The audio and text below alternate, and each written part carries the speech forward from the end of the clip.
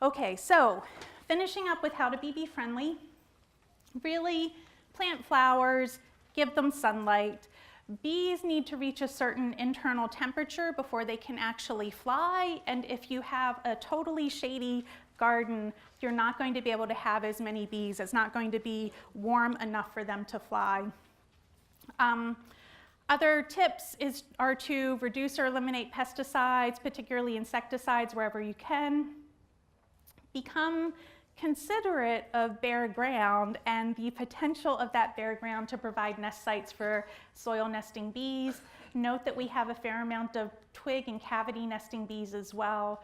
Use a variety of floral colors and floral shapes and provide blooms all year long, especially in the spring when bees are hard up for things to forage from.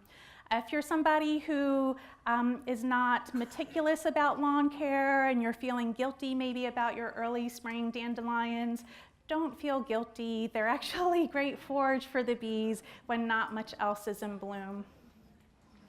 Remember that yellows, blues, whites, purples, those are the colors that bees really like.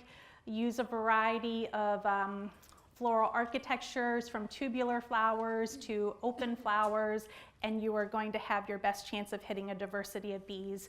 In the gardens, we did collect bees which are known to specialize on particular flowers. So there are sunflower specialists and there are Clarkia specialists. I think the common name for Clarkia is farewell to spring.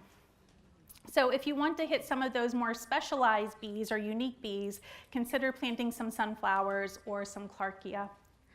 I'll finish up by talking about the importance of soil sites for bee nesting. On average, 70% of all bees in the world nest in the soil. And so some people have said if we really want to get serious about bee conservation, we need to start looking down instead of just considering what we're planting. We're finding the same thing in our garden studies as well. Whether we're talking about studies that we've been conducting in urban sites such as New York City or in more suburban sites, the majority of bees that we're collecting nest in the soil. So here's a photo of one of the gardens that I sampled this year and the previous summer. Pea gravel is the mulch surrounding these veggie gardens. They have a fire pit and a firewood stack back here. This is why I actually chose this garden. I was really interested in the firewood stack and that firewood stack as habitat for bees in the garden. We're not collecting a lot of bees from this garden, and I think it's because of the pea gravel mulch, as well as it tends to be shady in most areas of this garden. Here's a garden where we're collecting a lot more bees. This is just kind of an edge area of the garden. This particular gardener was feeling really guilty because life circumstances prevented them from gardening to any great degree that summer. And so when I was showing them what we were collecting, they were like, I don't understand. I haven't done anything. I haven't planted anything. And then I started walking them along this unmanaged area, which is kind of just an unmanaged weedy area where they're piling their grass cuttings and like their scraps. And there were so many bees in that area. So it's kind of like a problem that we're going to have to counter, that what's pleasing to the gardener and what's pleasing to the bee are not always in alignment. But if you're a gardener who's feeling guilty about not being able to garden as much as you've wanted to in a particular summer, just know that you're probably doing good things for the bees in your area.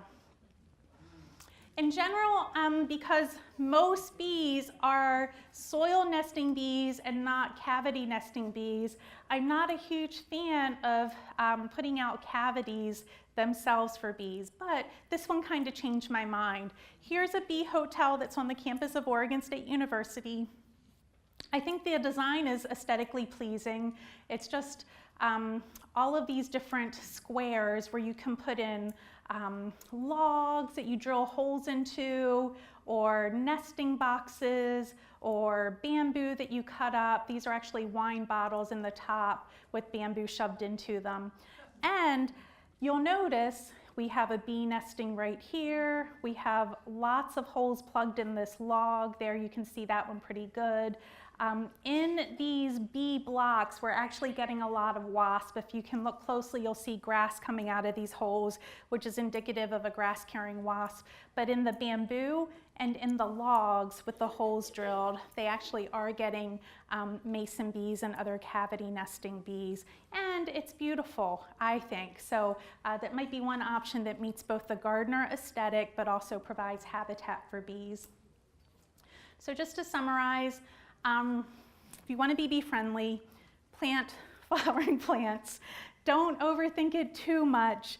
When we start looking at individual garden designs and looking at specific plant identity, we're finding that having flowers is more important than fussing about the specific identity of the flowers. But I will give a shout out for Site 51, which has only pollinator plants, and it's obviously paid off for that gardener. And just want to maybe encourage you to take a look at maybe 1 or 2 native plants that you might want to consider adding into your own garden. Doug Aster is one that I'm a big fan of because we're picking lots of bees off of Doug Aster. Sunflowers are also good, although I know not all gardeners like the aesthetic of them. Make sure you have some sunlight. Don't cut down a tree though just to give them sunlight. Trees have so many ecosystem services on their own that they're offering, but just be aware that if you want a lot of bees in your garden, they need sunny sites. Reduce pesticides. Don't feel bad about bare soil. Twigs and cavities can be useful. Yellow, white, blue flowers, and blooms all year long. And with that, I thank you for your time and your attention.